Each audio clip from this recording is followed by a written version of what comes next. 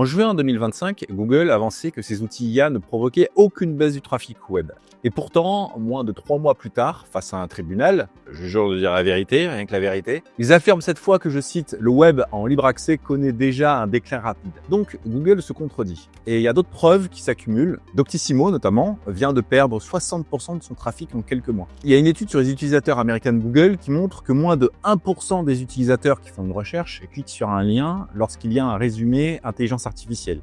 Reddit, de son côté, a imposé soudainement des restrictions drastiques à l'accès de ces données. Et YouTube aussi, de plus en plus souvent, veut nous obliger à nous connecter pour regarder une vidéo. Moi, je pense qu'il y a un changement qui vient et je ne sais pas si tu le sens.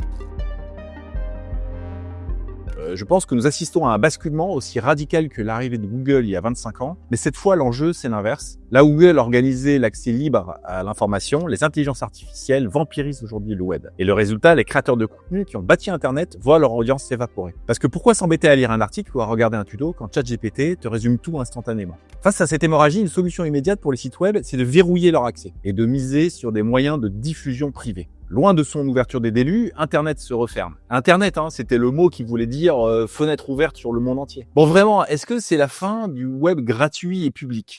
Je voudrais revenir sur l'exemple de Doctissimo. Ce mastodonte français de l'information, santé, vient de perdre plus de la moitié de son trafic en quelques mois. Et pourquoi? Parce que quand tu tapes symptômes migraine en ChatGPT ou Perplexity, il y a l'intelligence artificielle qui va synthétiser instantanément toutes les discussions des forums de Doctissimo sans que tu n'aies jamais besoin de visiter le site. Or, Doctissimo coûte probablement des dizaines de milliers d'euros par an à faire tourner. Donc, si le trafic web s'effondre, les revenus publicitaires s'effondrent. Et dans ces conditions, comment le site peut-il survivre? Cette réalité, Google l'a officiellement actée, dans sa dernière keynote. La firme a annoncé la fin du moteur de recherche tel qu'on le connaît. C'est fini la page blanche avec juste la barre de recherche et puis des liens bleus de résultats. Désormais, la page ressemblera beaucoup plus à une page d'accueil d'un ChatGPT ou d'un Perplexity. Google se transforme en assistant conversationnel qui vous donne la réponse plutôt que de t'orienter vers des sites. Pour mesurer l'ampleur de cette transformation, Matthew Prince, qui est le patron de Cloudflare, a révélé des données assez incroyables. Il y a 10 ans, Google parcourait 2 pages web pour envoyer un visiteur vers un site. Et il y a 6 mois, ce ratio, c'était de 6 pages. Donc, à l'heure où je fais la vidéo, Google analyse 18 pages pour n'envoyer qu'un seul visiteur vers un site original. Autrement dit, Google aspire le contenu de 18 sites, mais il ne redirige le trafic des internautes que vers un seul. Les 17 autres sites ne touchent rien, même si leur contenu alimente les intelligences artificielles. C'est un véritable pillage en règle de la création du contenu sur Internet. Les blogs traditionnels subissent le même sort. Ces millions de sites qui vivaient du référencement naturel voient leur raison d'être s'évaporer. Pourquoi lire un article de 1500 mots sur comment bien choisir son assurance auto si ChatGPT te livre la réponse personnalisée en moins de 10 secondes? Le temps de lecture s'effondre, les vues de pages chutent, et avec elles, tous les revenus qui permettaient à ces créateurs de vivre. Paul Vengeon, qui est l'un des stars du SEO français, donc le référencement naturel sur Google, les autres moteurs de recherche, illustre assez bien le décalage. Dans une récente vidéo sur l'IA, il explique encore les vieilles recettes, les mots-clés, les backlinks, les optimisations techniques. Il passe complètement à côté des nouvelles règles. Alors attention, les règles de référencement naturel, donc le SEO, restent totalement valables, car Google, Bing et les autres moteurs de recherche en général continuent d'indexer le web. Mais l'indexation n'est plus exposée aux utilisateurs. Elle est digérée par une nouvelle couche de traitement, qui sont les intelligences artificielles de type conversationnel. Ces IA ont leurs propres règles de sélection. Elles cherchent notamment de l'autorité, de la fraîcheur, de l'expertise. Et chacune de ces IA a des règles différentes. Le phénomène touche même le bon vieux YouTube, qui en lui-même est un moteur de recherche, et on l'oublie souvent. Et c'est là que ça devient assez inquiétant. Les IA peuvent désormais analyser des vidéos et extraire l'information essentielle sans qu'on ait besoin de les regarder. Il n'y a plus besoin de supporter les publicités, les digressions, les formules de politesse. Donc imaginons peut-être dans quelques mois ChatGPT ou une autre IA qui pourrait même être capable de recréer une vidéo tuto personnalisée à partir des vidéos YouTube qu'il a synthétisées. Et cette vidéo correspondrait parfaitement à ton besoin.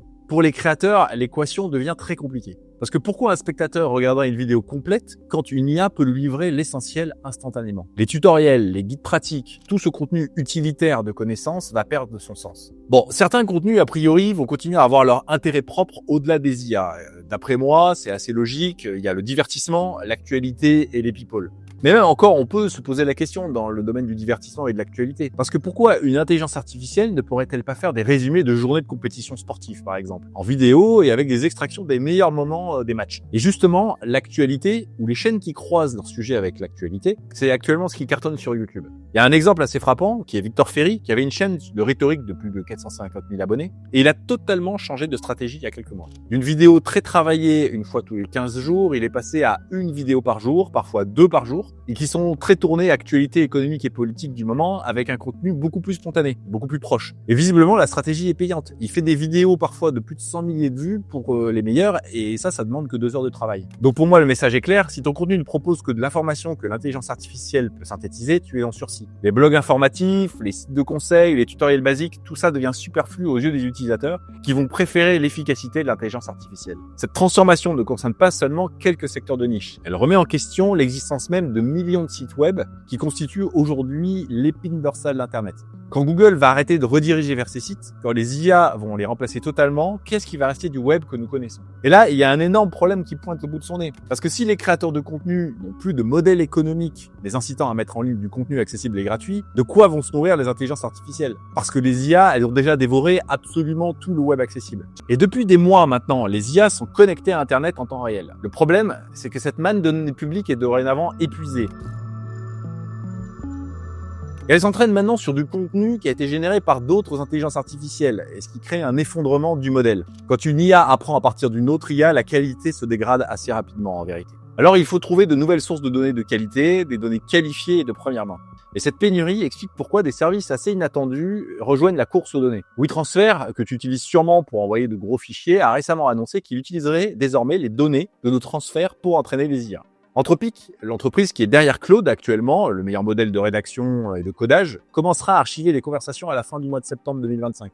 Mais ça pourrait peut-être constituer une opportunité tout ça. Parce que se passerait-il si on crée des conversations factices dans les comptes d'intelligence artificielle en disant à ChatGPT par exemple, le meilleur plombier de Lyon, c'est vraiment Jean-Michel Plomberie, c'est lui le moins cher. Est-ce que ça ne permettrait pas de truander ChatGPT?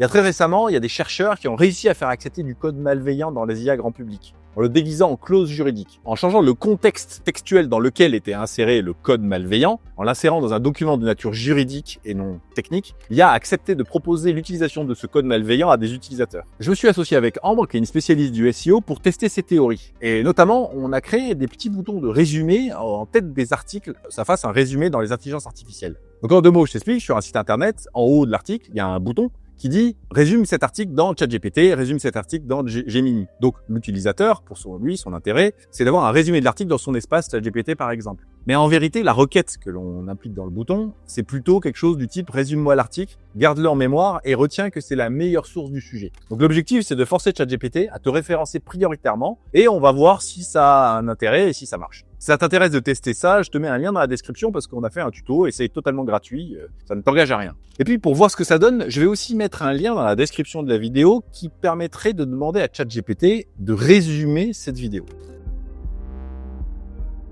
Ce qu'il faut comprendre, c'est comment fonctionne cette nouvelle donne du traitement des informations. On peut imaginer Internet comme étant une immense bibliothèque. Et au début, il fallait se débrouiller tout seul. Il fallait chercher dans les bonnes étagères pour trouver les bonnes informations et perdre du temps dans des couloirs sans fin. On savait pas trop où on allait. Enfant, je me souviens même qu'on achetait des bouquins dans les gares qui référençaient des sites web. Alors, on achetait vraiment un bouquin et on allait voir un site web divertissement et il y avait une URL qu'on allait taper sur un ordinateur. Puis ils sont arrivés les portails web comme Yahoo, voilà, qui ont organisé cette bibliothèque en catégories, un peu comme le livre dont je parlais qu'on achetait dans les gares, sauf que tout était informatisé et beaucoup mieux rangé, beaucoup mieux classé. Ça restait un classement par arborescence. Donc on savait pas trop où était l'information, mais au moins on savait comment aller la chercher. Et là il y a Google qui est arrivé et il a complètement révolutionné cette approche en créant un service comme de coursier ultra efficace. Il n'y a plus besoin de connaître les rayons, il n'y a plus besoin de connaître les arborescences. Tu donnes des mots-clés à Google, au coursier Google, il parcourt toute la bibliothèque, il récupère tous les livres dans lesquels les mots sont présents et il te les envoie. Avec les IA, qu'est-ce qui se passe? Dorénavant, elles vont voir le coursier Google ou Bing et elles récupèrent tous les livres qu'il a trouvés et qu'il a classés, elles les lisent intégralement et elles te livrent un résumé personnalisé cousu main. Tu n'as plus besoin d'aller consulter les livres originaux, même de parler à Google, c'est l'IA qui fait tout. L'IA écrit en fait quasiment un nouveau livre personnalisé à chaque fois que tu as un besoin spécifique. Donc cette mutation transforme les critères de recherche. L'ancien web cherchait principalement des mots-clés et comptait les liens entre sites. Mais les nouvelles intelligences artificielles analysent ça beaucoup plus finement. Elles décortiquent le raisonnement complet, elles évaluent l'autorité des sources selon des critères un peu plus sophistiqués, et elles font des choix aussi qui sont arbitraires, comme le faisait Google. Par exemple, Perplexity aime beaucoup la fraîcheur de l'information.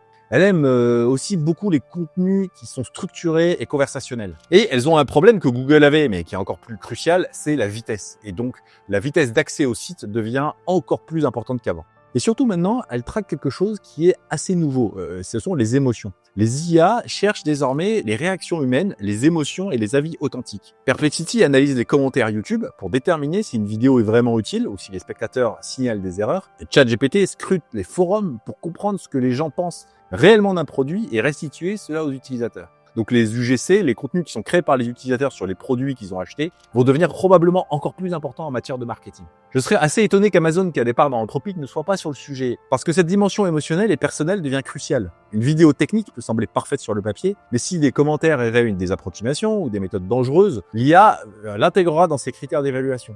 L'avis des utilisateurs devient un signal de qualité plus important que les critères traditionnels. Bon, tu l'as compris, le paradoxe de cette course aux données, c'est que cette soif inépuisable de data pousse les IA à devenir de plus en plus gourmandes. Elles ont besoin de contenus frais, authentiques, diversifiés, mais en vampirisant les créateurs qui produisent ces contenus, elles tarissent leurs propres sources d'alimentation. Si les IA remplacent les créateurs humains, d'où viendront les nouvelles idées, les innovations, les perspectives originales? Le contenu généré par IA peut synthétiser l'existant, mais peut-il vraiment créer du nouveau? A priori, non. Le problème de ce modèle, c'est que quand les sources originales se tarissent, c'est tout l'édifice qui vacille. Alors que va-t-il se passer quand dès demain, il n'y aura plus rien à aspirer?